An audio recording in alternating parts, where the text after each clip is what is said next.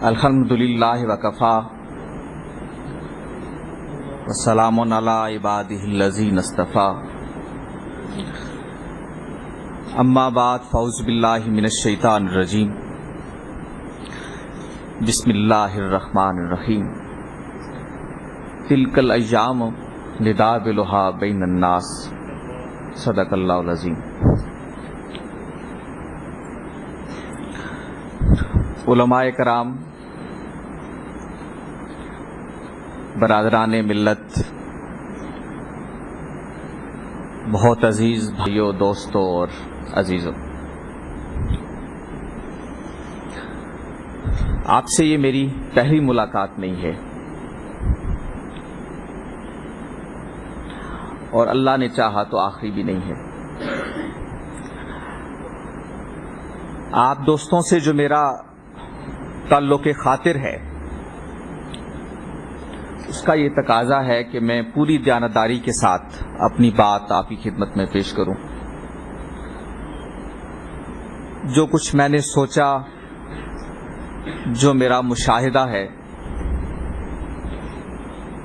جو میرا تجربہ ہے، اس کا حاصل میں آپ کی خدمت میں پیش کروں۔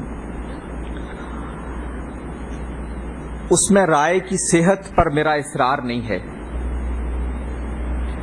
اس لیے کہ انسان کبھی یہ دعویٰ نہیں کر سکتا کہ وہ جو بات کہہ رہا ہے وہ اپنے موضوع پر حرف آخر ہے۔ انسان کی سوچ کا عمل، غور و فکر کا عمل کبھی تھمتا نہیں ہے، کبھی رکتا نہیں ہے۔ جو نتائج فکر میں آج مرتب کر سکا ہوں، ممکن ہے کہ کل میرے مشاہدے میں کوئی نئے حقائق ایسے آ جائیں کہ مجھے اپنی سوچی ہوئی بات، اپنے خیالات پر نظر ثانی پر مجبور ہونا پڑے۔ یہ انسانی علم کی کمزوری ہے، انسانی فکر کی کمزوری ہے کہ وہ کبھی اپنی بات کو حتمی بات نہیں کہہ سکتا۔ ہمارے اسلاف کی روایت بھی یہی ہے، وہ اپنے نتیجہ فکر کو، اپنی بات کو کبھی کسی دعوے کے ساتھ پیش نہیں کرتے، اپنا نتیجہ فکر بیان کرتے ہیں اور پھر اپنی بات کو اس نوٹ پر تمام کرتے ہیں کہ ھذا ما ہندی واللہ اعلم بالصواب۔ جو میں جان سکا ہوں، جو میں سمجھ سکا ہوں، وہ میں نے بیان کر دیا۔ اب صحیح بات کیا ہے، صواب کیا ہے، یہ اللہ کے سوا کوئی نہیں جانتا۔ اس لیے جو بات میں آج کہنے لگا ہوں، بہت ممکن ہے کہ کل اس پر میں خود نظر ثانی پر مجبور ہو جاؤں، اس لیے میں آپ کے سامنے اس کو کسی دعوے کی بنیاد پر نہیں رکھ رہا۔ سفر زندگی میں، سفر خیال میں ایک مرحلے کے طور پر جو کچھ میں جان سکا ہوں وہ آپ کی خدمت میں رکھ رہا ہوں۔ آپ اس پر غور کریں، سوچئیں۔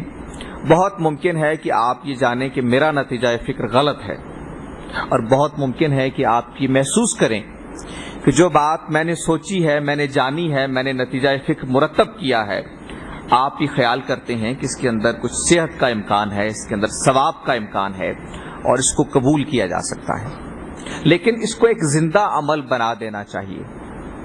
میری درخواست ہے کہ یہ صرف میری ہی بات نہیں ہے، آپ کوئی بات بھی سنیں، کوئی خیال بھی آپ کے سامنے پیش کیا جائے، مشرق و مغرب اور شمال و جنوب کی تقسیم سے ماورا ہو کر اس کو اپنے عقل، اپنی سمجھ کے پیمانے پر پرکھیے، اپنے سابقہ علم اور تجربے کی روشنی میں دیکھیے، اور اس کے بعد اگر آپ کا دل مطمئن ہو جائے، آپ کے ذہن مطمئن ہو جائیں، تو پھر اس کو قبول کیجئے اور اپنے آپ کو ہمیشہ اس کے لیے تیار رکھیے کہ آنے والے کل میں اگر اس کے برخلاف کوئی بات آپ تک پہنچی ہے تو آپ اپنے نتیجہ فکر کو تبدیل کرنے کے لیے بھی تیار ہیں۔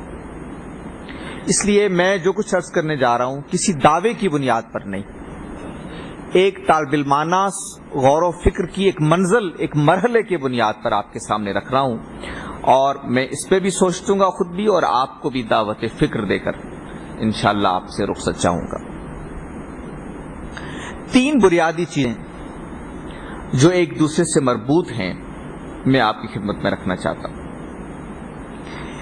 یہ گفتگو ممکن ہے اس طرح کی مذہبی گفتگو نہ ہو جیسی گفتگو ہم عام طور پر اپنی مجالس میں سنتے ہیں، لیکن یہ اس سے مختلف بھی نہیں ہے اگر آپ تھوڑا سا توقف کریں گے، تھوڑا سا میرے ساتھ چلیں گے۔ اپنی اساس میں یہ مذہبی نہ بھی ہو، نتیجہ فکر کے اعتبار سے یقیناً یہ مذہبی بات ہے جو میں آپ کی خدمت میں رکھ رہا ہوں۔ پہلی بات یہ ہے کہ انسان کا جو تہذیبی سفر ہے، انسان کا جو غور و فکر کا سفر ہے، وہ آج کس مرحلے پر ہے۔ یہ دنیا جس میں ہم جی رہے ہیں یہ اب جزیروں کی دنیا نہیں رہی۔ یہ اب ممکن نہیں رہا کہ ایبٹ آباد میں رہنے والے حویلیاں کے حالات سے لا تعلق ہو جائیں۔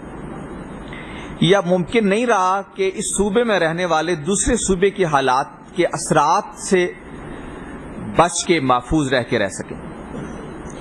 اس بات کو ذرا آگے بڑھائیں، پاکستان میں رہنے والے یہ ممکن نہیں ہے کہ ہندوستان کے حالات سے اپنے آپ کو الگ رکھ سکیں۔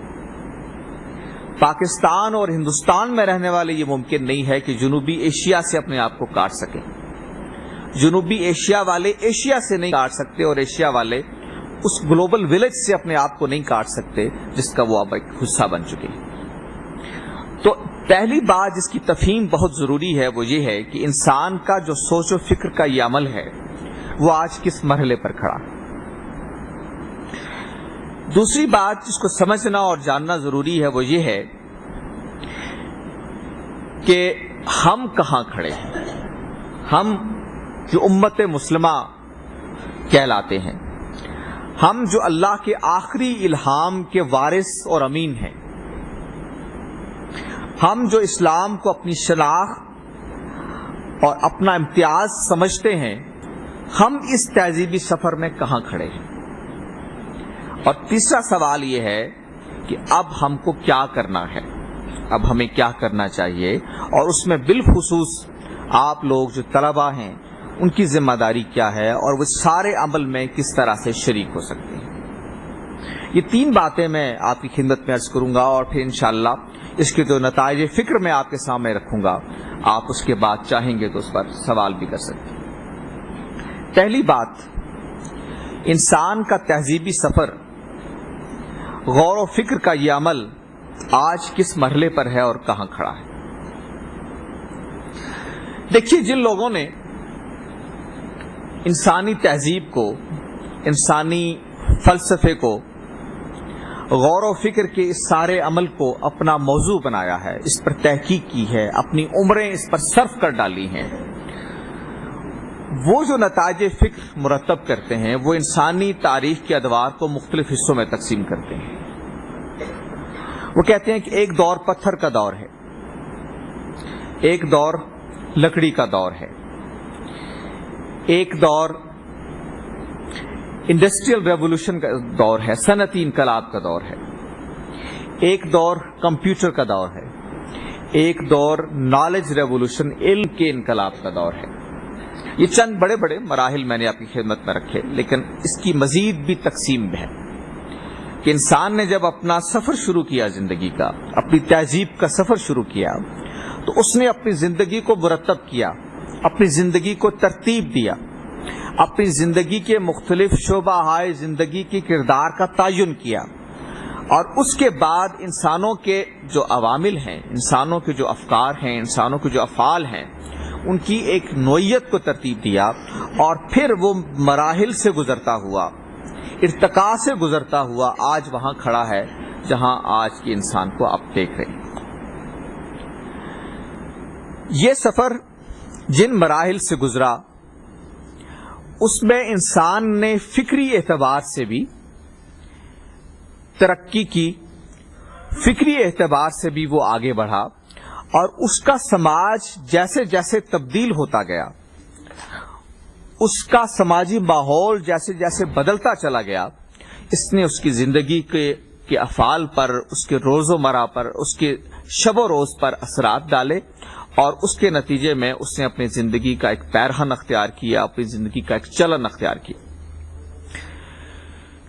اس سفر میں ایک مثال سے میں اپنی بات کو واضح کرتا ہوں. ایک بڑا مرحلہ وہ ہے جس کو آپ انڈسٹریل ریولوشن کہتے ہیں, جس کو آپ کہتے ہیں کہ صنعتی انقلاب دنیا میں آیا.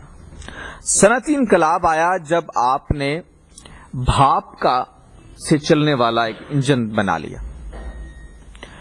اس کے بعد سے دنیا کے اندر صنعتیں وجود میں آنے لگیں. صنعتیں جب وجود میں آئیں تو اس نے انسان کی زندگی کے عمل کو اساسی طور پر تبدیل کر دیا. لوگوں کی جو زندگی تھی اس سے پہلے وہ زرعی زندگی تھی. معاش کی بنیادی چیزیں آپ کہاں سے تلاش کرتے ہیں؟ زراعت سے تلاش کرتے ہیں. آپ نے مویشی پالے, آپ نے فصلیں اگائیں, آپ نے زمینیں تیار کی اور اس کے اندر مختلف طرح کی آپ نے فصلیں اگائیں. یہ ہے انسان کا زرعی دور. معیشت کا تمام انحصار اس کا زراعت پر ہے, اس سے متعلق چیزوں پر ہے. اس سے جو زندگی ترتیب پائی, اس سے جو معاشرہ وجود میں آیا, اس کی کچھ اقدار بنی. اس کی ایک قدر یہ تھی کہ وہ اجتماعی معاشرت میں جیتا تھا, جس کو آپ معاشرے کا اجتماعی نظام کہتے ہیں آج کے دور میں. وہ اس میں جیتا تھا. ایک گھر ہے, بڑا گھر ہے, جس میں دادی دادا بھی رہتے ہیں, جس کے اندر والدین بھی رہتے ہیں, جس کے اندر بچے بھی رہتے ہیں. ایک پورا اجتماعی تخیل ہے جس کے اندر ایک وحدت خاندان کا تصور پایا جاتا. یہ زرعی معاشرے کی دین ہے جس کو آپ اجتماعی نظام کہتے ہیں خاندان کا. اب جب صنعتی انقلاب آیا تو صنعتی انقلاب سے انسانی زندگی کے بنیادی روز و شب تبدیل ہو گئے. دو تبدیلیاں ہوئیں. ایک تو یہ ہوا کہ اب اس کی معیشت جو پہلے زراعت کے ساتھ وابستہ تھی اب صنعتوں کے ساتھ وابستہ ہونے لگی. پہلے زراعت کے ماہرین تھے, پہلے کسان ہوتے تھے, اب فیکٹری کے مزدور اور فیکٹری کے ماہرین تیار ہونے لگے. ایک بنیادی تغیر انسانی معاشرت میں آ گیا. اور دوسرا تغیر یہ آیا کہ انسان گاؤں سے نکل کر شہر کی زندگی کی طرف برسنے لگا, جس کو آپ کہتے ہیں سماجی علوم